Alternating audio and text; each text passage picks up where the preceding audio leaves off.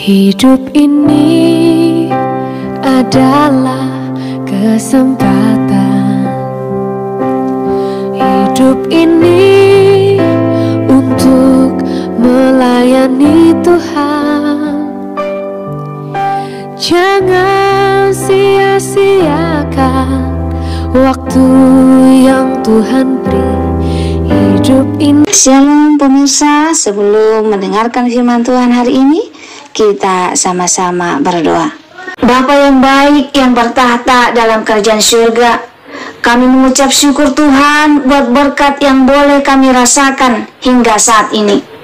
Tuhan, pada kesempatan ini kami akan mendengarkan audio Kitab Imamat. Kiranya firman-Mu ini boleh menjadi berkat bagi kami dan nama Tuhan yang dimuliakan. Kiranya Tuhan memberkati kami dalam kehidupan kami. Mohon ampun dosa pelanggaran kami, karena kami berdoa dalam nama Yesus yang menebus kami dalam dosa. Tuhan berfirman kepada Musa, "Inilah yang harus menjadi hukum tentang orang yang sakit kusta pada hari pentahirannya. Ia harus dibawa kepada imam, dan imam harus pergi keluar perkemahan. Kalau menurut pemeriksaan imam, penyakit kusta itu telah sembuh daripadanya, maka imam harus memerintahkan supaya bagi orang yang akan ditahirkan itu diambil 2 ekor burung yang hidup dan yang tidak haram, juga kayu aras, kain kirmiji, dan hisop. Imam harus memerintahkan supaya burung yang seekor disembelih di atas belanga tanah berisi air mengalir. Tetapi burung yang masih hidup haruslah diambilnya bersama-sama dengan kayu aras, kain kirmizi, dan hisop. Lalu bersama-sama dengan burung itu, semuanya harus dicelupkannya ke dalam darah burung yang sudah disembelih di atas air mengalir itu. Kemudian ia harus memercik 7 kali kepada orang yang akan ditahirkan dari kusta itu, dan dengan demikian mentahirkan dia. Lalu burung yang hidup itu haruslah dilepaskannya ke padang. Orang yang akan ditahirkan itu haruslah mencuci pakaiannya, mencukur seluruh rambutnya, dan membasuh tubuhnya dengan air, maka ia menjadi tahir. Sesudah itu, ia boleh masuk ke dalam perkemahan, tetapi harus tinggal di luar kemahnya sendiri 7 hari lamanya. Maka pada hari yang ke-7, ia harus mencukur seluruh rambutnya, rambut kepala, janggut, alis, bahkan segala bulunya harus dicukur. Pakaiannya dicuci, dan tubuhnya dibasuh dengan air, maka ia menjadi tahir. Pada hari yang ke-8, ia harus mengambil 2 ekor domba jantan yang tidak bercela, dan 1 ekor domba betina berumur 1 tahun yang tidak bercela, dan 3/10 eva tepung yang terbaik diolah dengan minyak sebagai korban sajian, serta 1 log minyak. Imam yang melakukan pentahiran itu harus menempatkan orang yang akan ditahirkan bersama-sama dengan persembahannya di hadapan Tuhan di depan pintu kemah pertemuan. Dan ia harus mengambil domba jantan yang 1 ekor dan mempersembahkannya sebagai tebusan salah bersama-sama dengan minyak yang satu log itu. Dan ia harus mempersembahkannya sebagai persembahan unjukan di hadapan Tuhan. Domba jantan itu harus disembelihnya di tempat orang menyembelih korban penghapus dosa dan korban bakaran, di tempat kudus, karena korban penebus salah, begitu juga korban penghapus dosa adalah bagian imam. Itulah bagian Maha Kudus. Imam harus mengambil sedikit dari darah tebusan salah itu dan harus membubuhnya pada cuping telinga kanan dari orang yang akan ditahirkan, dan pada ibu jari tangan kanan, dan pada ibu jari kaki kanannya. Imam harus mengambil sedikit dari minyak yang satu log itu dan menuangnya ke telapak tangan kiri imam sendiri. Ia harus mencelupkan jari kanannya ke dalam minyak yang di telapak tangan kirinya itu, dan sedikit dari minyak itu haruslah dipercikkannya dengan jarinya 7 kali di hadapan Tuhan. Dari minyak selebihnya, imam harus membubuh sedikit pada cuping telinga kanan orang itu, pada ibu jari tangan kanannya, dan pada ibu jari kaki kanannya, di tempat mana darah tebusan salah dibubuhkan. Dan apa yang tinggal dari minyak itu haruslah dibubuhnya pada kepala orang yang akan ditahirkan. Dengan demikian, imam mengadakan pendamaian bagi orang itu di hadapan Tuhan. Imam harus mempersembahkan korban penghapus dosa, dan dengan demikian mengadakan pendamaian bagi orang yang akan ditahirkan dari kenajisannya. Dan sesudah itu, ia harus menyembelih korban bakaran. Kemudian imam harus mempersembahkan korban bakaran dan korban sajian di atas mezbah.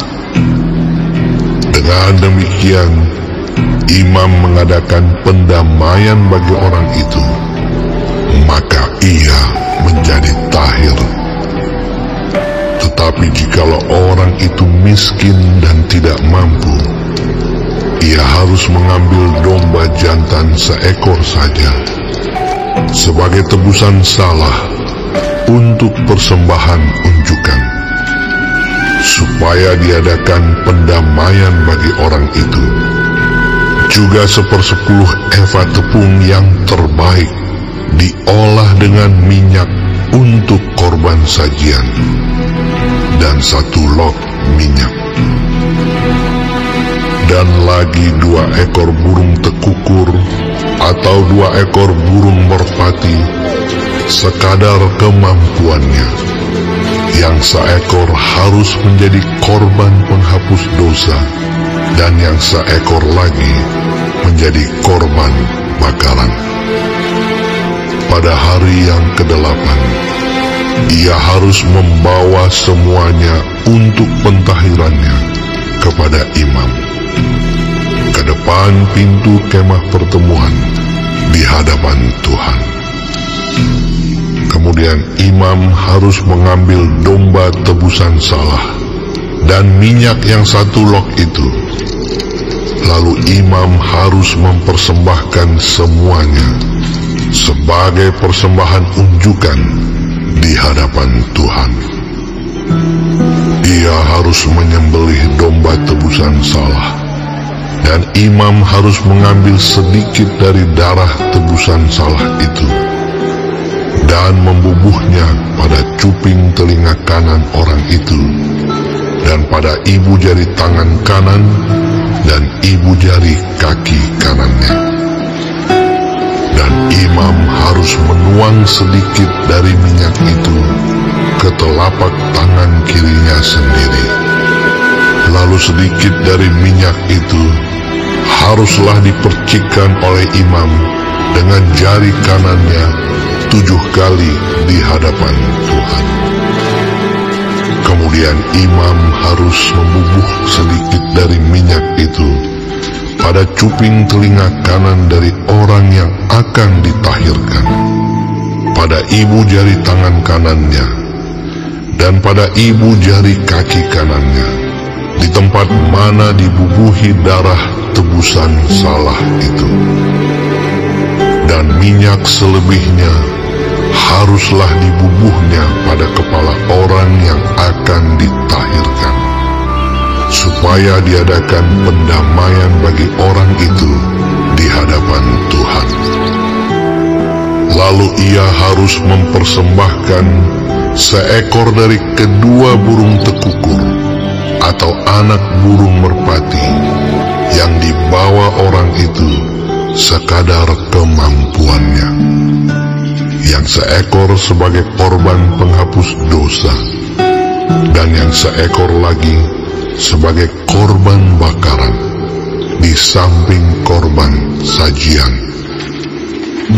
Dengan demikian, imam mengadakan pendamaian bagi orang yang akan ditahirkan di hadapan Tuhan. Itulah hukum tentang pentahiran seorang yang kena kusta yang tidak mampu. Tuhan berfirman kepada Musa dan Harun, apabila kamu masuk ke tanah Kanaan yang akan kuberikan kepadamu menjadi milikmu, dan aku mendatangkan tanda kusta di sebuah rumah di negeri milikmu itu, maka pemilik rumah itu harus datang memberitahukannya kepada imam. Ada kelihatan seperti tanda kusta di rumahku. Maka imam harus memerintahkan supaya rumah itu dikosongkan. Sebelum ia datang memeriksa tanda kusta itu, supaya jangan menjadi najis segala yang ada di dalam rumah itu. Dan sesudah itu, barulah imam datang untuk memeriksanya. Kalau menurut pemeriksaannya, tanda pada dinding rumah itu merupakan lekuk-lekuk yang kehijau-hijauan atau kemerah-merahan warnanya, yang kelihatan lebih dalam dari permukaan dinding itu, imam harus keluar dari rumah itu, lalu berdiri di depan pintu rumah dan menutup rumah itu 7 hari lamanya. Pada hari yang ketujuh, imam harus datang kembali. Kalau menurut pemeriksaannya, tanda kusta itu meluas pada dinding rumah, maka imam harus memerintahkan supaya orang mengungkit batu-batu yang kena tanda itu dan membuangnya keluar kota ke suatu tempat yang najis. Dan ia harus mengikis rumah itu sebelah dalam berkeliling, dan kikisan lepa itu haruslah ditumpahkan keluar kota ke suatu tempat yang najis. Dan orang harus mengambil batu-batu lain, lalu memasangnya sebagai pengganti batu-batu tadi, dan harus mengambil lepa lain dan melepa rumah itu. Tetapi jikalau tanda itu timbul lagi di dalam rumah itu, sesudah batu-batunya diungkit dan sesudah rumah itu dikikis, bahkan sesudah dilepa lagi, dan kalau imam datang dan menurut pemeriksaannya tanda itu meluas di dalam rumah, maka kusta ganaslah yang di dalam rumah itu, dan rumah itu najis. rumah itu haruslah dirombak, yakni batunya, kayunya, dan segala lepa rumah itu. Lalu dibawa semuanya keluar kota ke suatu tempat yang najis. Dan orang yang masuk ke dalam rumah itu selama rumah itu ditutup menjadi najis sampai matahari terbenam. Dan orang yang tidur di dalam rumah itu haruslah mencuci pakaiannya. Demikian juga orang yang makan di dalam rumah itu haruslah mencuci pakaiannya. Tetapi jikalau imam datang dan menurut pemeriksaannya tanda itu tidak meluas di dalam rumah itu sesudah dilepa, maka imam harus menyatakan rumah itu tahir, karena tanda itu telah hilang. Kemudian, untuk menyucikan rumah itu, haruslah ia mengambil 2 ekor burung, kayu aras, kain kirmizi, dan hisop. Burung yang seekor haruslah disembelihnya di atas belanga tanah berisi air mengalir. Lalu ia harus mengambil kayu aras dan hisop, kain kirmizi, dan burung yang masih hidup itu, dan mencelupkan semuanya ke dalam darah burung yang sudah disembelih dan ke dalam air mengalir itu.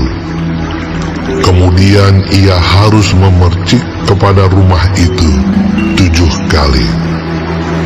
Dengan demikian, ia harus menyucikan rumah itu dengan darah burung, air mengalir, burung yang hidup, kayu aras, hisop, dan kain kirmizi.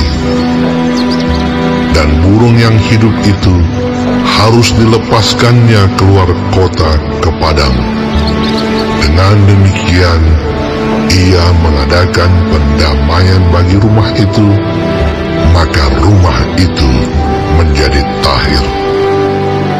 Itulah hukum tentang setiap penyakit kusta, kudis kepala, tentang kusta pada pakaian dan rumah, tentang bengkak, bintil-bintil, dan panau, untuk memberi petunjuk dalam hal najis atau dalam hal tahir.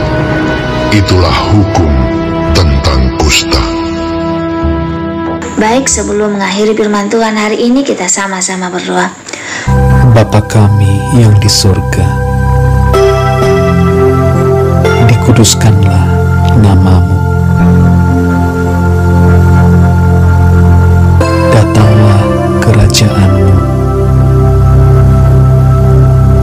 Jadilah kehendak-Mu di bumi seperti di sorga. Berikanlah kami pada hari ini makanan kami yang secukupnya, dan ampunilah kami akan kesalahan kami, seperti kami juga mengampuni orang yang bersalah kepada kami. Dan janganlah membawa kami ke dalam pencobaan, tetapi lepaskanlah kami daripada yang jahat, karena Engkaulah yang empunya kerajaan dan kuasa dan kemuliaan sampai selama-lamanya. Amin. Terima kasih pemirsa telah mendengarkan firman Tuhan hari ini. Sampai ketemu besok hari. Terima kasih. Tuhan memberkati.